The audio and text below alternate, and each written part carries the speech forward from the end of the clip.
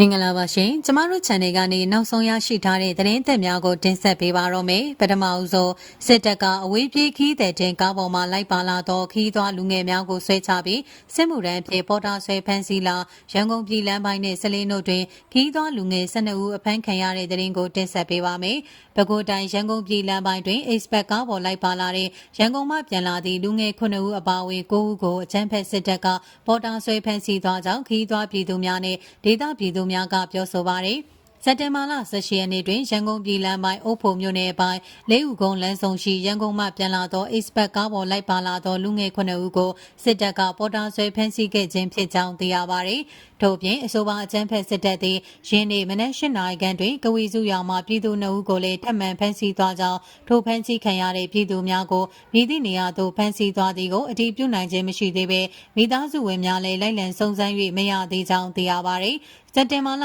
18ရက်နေ့မနက်9နာရီလောက်မှာအုပ်ဖို့မြို့နယ်ပိုင်းရန်ကုန်ပြည်လမ်းပိုင်းမှာရှိတဲ့လေးဦးကုန်းလမ်းစုံမှာရန်ကုန်ကနေပြန်လာတဲ့ expert ကားပေါ်လိုက်ပါလာတဲ့လူငယ်9ဦးကိုစစ်သားနဲ့ပြူစောထီတွေကပေါ်တာဆွဲဖမ်းဆီးသွားတာအဲ့ဒီစစ်သားတွေကကဝီစုရွာကပြည်သူ2ဦးကိုပါဆက်ပြီးတော့ပေါ်တာဆွဲဖမ်းဆီးသွားတယ်။အုပ်ဖို့မြို့နယ်ထဲမှာတပ်သားစုဆောင်းတာကိုအေးမြတာယာရွာကပြူစောထီတွေကတာဝန်ယူလှုပ်ဆောင်နေတာဟုခီးသွားပြည်သူများနဲ့ဒေသပြည်သူများကပြောဆိုပါတယ်။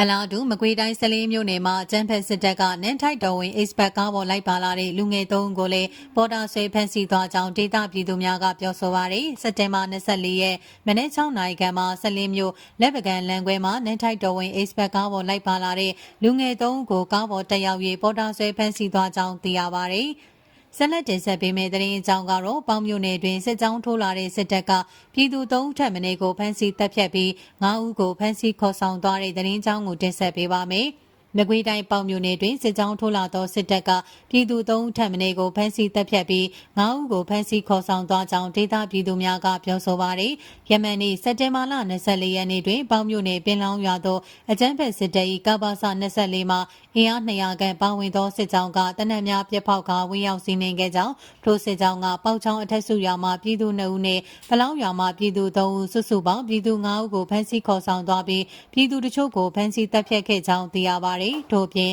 စစ်တပ်စစ်ကြောင်းသည်ပလောင်းရွာတွင်ရှိပြည်သူပိုင်နေအားလုံးကိုဝင်ရောက်မှွေနှောက်သွားပြီးရွှေငွေကြေးနှင့်တန်မိုးကြီးပစ္စည်းများကိုစိတ်ကြိုက်ခိုးယူလူရက်သွားကြောင်းသိရပါတယ်။